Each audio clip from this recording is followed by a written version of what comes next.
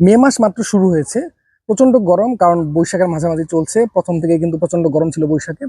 আর এই গরমের মধ্যে আপনারা খুব সহজে কোন 6টি সবজি চাষ করতে পারেন সেটা আজকের ভিডিওতে আমি বলবো। এবং সহজ বলতে কি, যে আমার বাগানে কিন্তু বর্তমানে বেগুন আছে, মরিচ আছে, আমি এই ধরনের সবজির কথা বলবো না, আমি এমন কিছু সবজির কথা বলবো যেটাতে চাষ করাটা আপনাদের জন্য খুবই সহজ, যে কেউ চাষ করতে পারবেন, যেটাতে হলো পোকামাকড়ের আক্রমণ কম হবে, আপনার কীটনাশক ব্যবহার করার প্রয়োজন হবে না।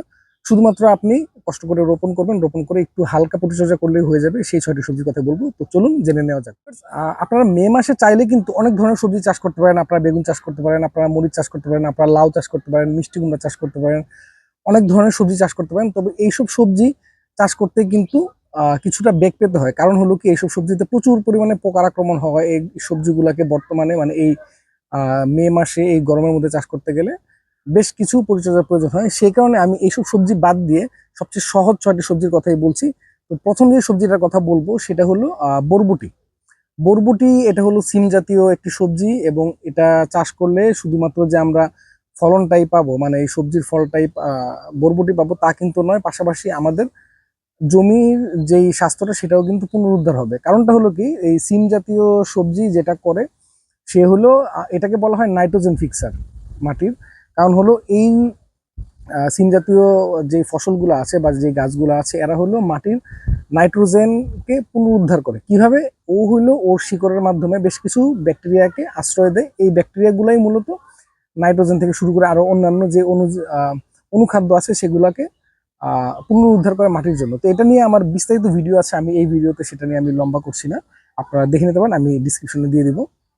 এই বরবটি চাষটা খুবই সহজ। বরবটি চাষের জন্য আপনারা যেটা করবেন, বরবটির বীজ শুধুমাত্র মাটিতে রোপণ করে দিবেন, 1 ইঞ্চি পরিমাণ রোপণ করে দিবেন। তার 1 সপ্তাহ পর থেকেই দেখবেন আপনারা এই বরবটি কিন্তু চারা গজিয়ে যাবে। এবং বরবটির বীজ কিন্তু ভিজিয়ে রাখা লাগবে না। অন্যান্য যে সবজি, যেমন ধরুন আমরা যদি বেগুন চাষ করি, মরিচ চাষ করি বা লাউ, এগুলো আমরা কিন্তু ভিজিয়ে রাখবো। এটা ভিজানোর প্রয়োজন নেই, আপনারা সরাসরি মাটিতে রোপণ করে দিবেন।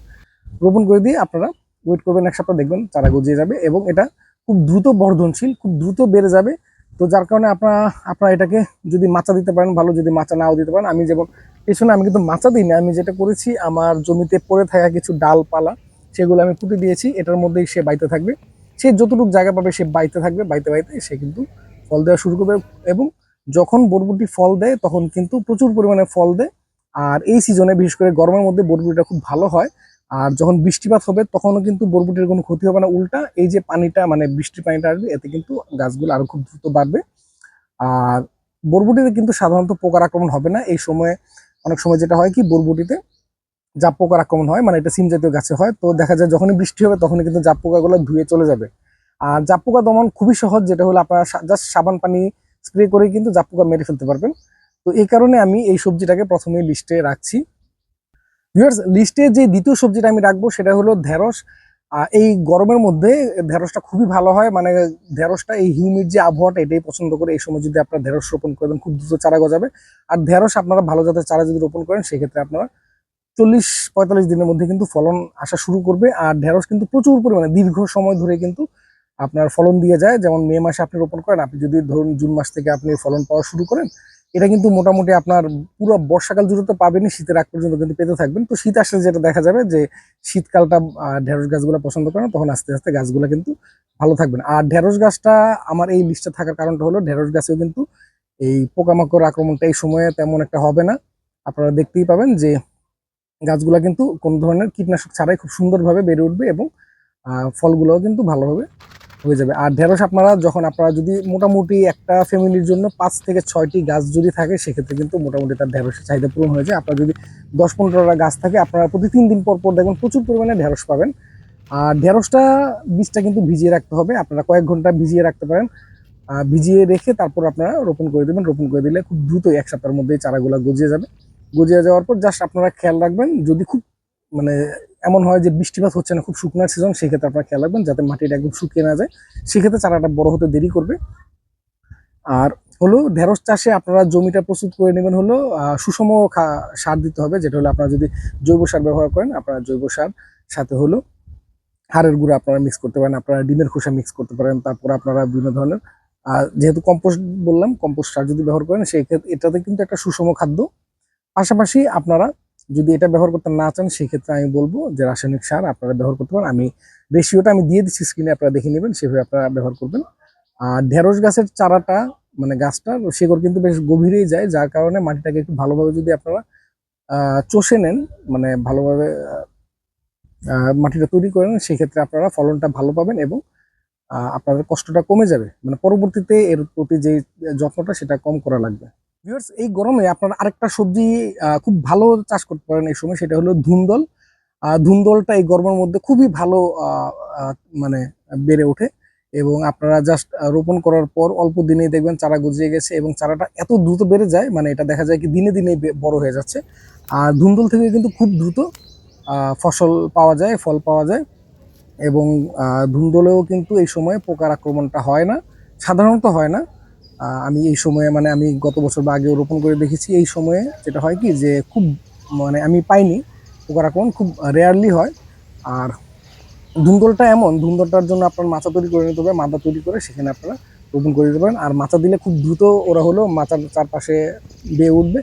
আর ধুন্দলটা এমনই বাড়তে থাকে যে আশেপাশে যদি অন্য কোনো গাছ থাকে, ইভেন আপনার কাঁঠাল গাছ হোক, আম গাছ হোক, সেগুলোতেও কিন্তু সে বেড়ে ওঠে এবং তার খুব কোনো ধরনের যত্নের প্রয়োজন হয় না, সে দেখা যায় কি প্রচুর পরিমাণে ফল দিতে থাকে। এই কারণে আমি কিন্তু এই 6টা সবজির লিস্টে কিন্তু এই ধুন্দলটাকে রেখেছি এবং যে কেউ আপনারা খুব ইজিলি চাষ করতে পারেন। ধুন্দলটা যদি কয়েক ঘন্টা ভিজিয়ে রাখেন সেক্ষেত্রে খুব দ্রুত জার্মিনেট করবে। ভিজিয়ে না রাখলে যেটা হয় কি অনেক সময় জার্মিনেশনের যে হারটা সেটা কমে যায় বা অনেক দেরি করে। এই কারণে আপনারা রোপণ করার আগে কয়েক ঘন্টা যদি ভিজিয়ে রাখেন সেই ক্ষেত্রে আপনারা জার্মিনেশনটা খুব ভালো হবে। আর ভিউয়ার্স, ধুন্দল চাষের জন্য সুষম খাদ্য প্রয়োজন। তো ধুন্দল চাষের জন্য কি পরিমাণে আপনারা সার দেবেন সেটা আমি স্ক্রিনে দিয়ে দিচ্ছি, দেখে নেবেন। ভিউয়ার্স, এছাড়াও আরেকটি যে আপনারা সবজি রোপণ করতে পারেন এই সময়, সেটা হলো শশা। গরমের মধ্যে শশাটা কিন্তু আমাদের স্বাস্থ্যের জন্য অনেক ভালো, কারণ প্রচুর পরিমাণে পানি আছে এটার মধ্যে। এটা হলো আমাদের রিহাইড্রেট করতে আমাদেরকে সহায়তা করে। তো এই সময় শশার দামও কিন্তু বাজারে প্রচুর থাকে, আর এই সময় শশাতেও কিন্তু পোকামাকড় আক্রমণটা কম হয়। শশা আপনারা মাদা আকারে চাষ করতে পারেন। আর শশার বীজটা ভিজিয়ে রাখার প্রয়োজন নেই, শশার বীজটা যা রোপণ করে দিলে এটাও খুব দ্রুত জার্মিনেট করে যায়। আর শশার জন্য আপনারা মাচা চাইলে তৈরি করে দিতে পারেন, অথবা মাচা যদি নাও করেন সেক্ষেত্রে আপনারা জাস্ট এটার জন্য সাপোর্ট, মানে দেখা যায় আড়াআড়ি ভাবে আপনারা কিন্তু বাঁশের কঞ্চি দিয়েও কিন্তু সাপোর্ট তৈরি করে দিতে পারেন, সেক্ষেত্রেও কিন্তু এটা ভালোভাবেই ফলন দিতে সক্ষম হবে। আর শশার ভালো ভালো জাতের নামগুলো আমি স্ক্রিনে দিয়ে দিচ্ছি, দেখে নেবেন এই সময় যেটা চাষ করা যায়। আর শশার জন্য আপনারা সুষম জাতের আহ, সার ব্যবহার করবেন, সেটাও আমি স্ক্রিনে দিয়ে দিচ্ছি, আপনারা দেখে নেবেন। আর শশাটা এই সময় আপনারা যেটা তরকারি খাওয়ার যে শশা সেটাও আপনারা রোপণ করতে পারেন, এই সময় খুব দ্রুত বড় হয়ে যায়, দেখা যায় কয়েকদিনের মধ্যে কিন্তু শশা খুব দ্রুত বড় হয়ে যায়। এক সপ্তাহ ঘুরতেই দেখা যায় কি যে নতুন নতুন প্রচুর ফলন পাওয়া যায়। আর শশাও কিন্তু রোপণ করার খুব অল্প সময়ের মধ্যে ফলন পাওয়া যায়। আর শশা রোপণ করার পর আপনারা কিছু পরিচর্যা করবেন, সেক্ষেত্রে আপনারা ফসলটা বেশি পাবেন। সেটা হলো যে গাছটা যখন লম্বা হতে থাকবে, বড় হতে থাকবে, তখন এর নিচের দিকেও দেখবেন উপর থেকে নিচ পর্যন্ত কিন্তু কুশি বের হতে থাকবে। তো আপনারা উপরের দিকে কিছু কুশি রেখে নিচের কুশিগুলো ভেঙে দিবেন, এতে যেটা হবে এটা আপনার শশার ফলনটা কিন্তু আপনারা বেশি পাবেন। তো ভিউয়ার্স, আমি এই আমার 6টা সবজির মধ্যে 2টা শাকের নামও রেখেছি, এই সময় আপনারা খুব সহজে চাষ করতে পারেন। এর মধ্যে একটি হলো কলমি শাক। কলমি শাক চাষ করা মনে হয় খুবই সহজ এবং এর জন্য কোনো ভালো জমির প্রয়োজন হয় না, আপনারা জমির আনাচে কানাচে আপনারা রোপণ করে দেবেন। তবে একটা জিনিস, রোদ লাগবে। আর এই কলমি শাকের জন্য খুব ভালো জমি হতে হবে এমন নয়, এবং এর জন্য যে খুব বেশি সার দিতে হবে তাও নয়। যদি সার আপনারা দিতে পারেন ভালো, না দিতে পারলেও কিন্তু সে বেড়ে উঠবে। আর কলমি শাকটা যখন বৃষ্টিপাত হবে তখন দেখবেন সে খুব দ্রুত বড় হতে থাকে। আর যদি জমিতে পানি জমেও থাকে সেক্ষেত্রে কিন্তু কলমি শাকের কোনো ক্ষতি হয় না, বরং পানির মধ্যে কলমি শাক বেড়ে ওঠে। এটার ইংরেজি থেকে আরেকটা নাম কিন্তু যে ওয়াটার স্পিনাচ, মানে পানির মধ্যে কিন্তু খুব ভালো হয়ে থাকে। আর কলমি শাকটা হলে একবার রোপণ করার পরে আপনারা কিন্তু দীর্ঘদিন আপনারা এটা থেকে ফলন নিতে পারবেন। যা শুধু শুধু কেটে নিয়ে যাবেন, আবার এর গোড়া থেকে নতুন নতুন করে আবার কিন্তু গজিয়ে উঠতে থাকবে। তো এই কারণে কলমি শাক একবার রোপণ করলে দীর্ঘদিন আপনারা ফলন পাবেন। আর কলমি শাকের বীজের দামও কিন্তু খুবই সামান্য, জাস্ট 20 টাকার বীজ হলেই কিন্তু প্রচুর পরিমাণে আপনার মানে অ্যাটলিস্ট 2টা ফ্যামিলির কিন্তু কলমি শাকের চাহিদা পূরণ হয়ে যায়। আর কলমি শাকের বীজটা অবশ্যই আপনারা ভিজিয়ে রাখবেন, আগের রাতে যদি ভিজিয়ে রাখেন সেক্ষেত্রে ভালো আহ, মানে জার্মিনেশনটা খুব ভালো হবে। আর কলমি শাকের বীজটা কিন্তু খুবই শক্ত, আপনারা অবশ্যই মানে না ভিজিয়ে রোপণ করবেন না, এতে কিন্তু জার্মিনেশনের হারটা খুবই কমে যাবে। আর last but not the least, 6 নম্বর যে শাকটার কথা বলবো সেটা হলো পাট শাক, এই সময় আপনারা মিষ্টি জাতের পাট শাকটা রোপণ করতে পারেন। এটা বীজ আপনারা যে কোনো দেশি বীজ আপনারা রোপণ করে দিলে হবে। বীজটা তিলের দানার মতোই, কিন্তু কালো, দুঃখিত, তিল না, কালো জিরের মতো। আর এটা আপনারা 20 টাকায় কিন্তু প্রচুর পরিমাণে বীজ পাওয়া যায়। আর এটা কিন্তু মানে আপনার রোপণ করার খুব অল্প সময়ের মধ্যে কিন্তু এটা চারা গজিয়ে যায়। এটা ভিজিয়ে রাখার প্রয়োজন নাই, শাক যেহেতু। অন্যান্য মানে যেমন কলমি শাকের মতো এটা ভিজিয়ে রাখার কোনো প্রয়োজন নেই, খুবই ছোট ছোট বীজ। এটা আপনারা মাটিটাকে খুব ভালোভাবে কষে নিয়ে তারপর আপনারা রোপণ করে দিবেন। আর এটা যেহেতু প্রচুর পরিমাণে পাতা ছাড়বে, এই কারণে ওই মাটিটাতে যাতে নাইট্রোজেনের উপস্থিতি বেশি থাকে সেটা আপনারা খেয়াল রাখবেন। আর এটা কিন্তু 1 মাসের মধ্যেই কিন্তু ফলন পাওয়া যায়। আর পাট শাক এই কারণে আমি বললাম, পাট শাকটা এই গরমের মধ্যে খুব ভালো হয়।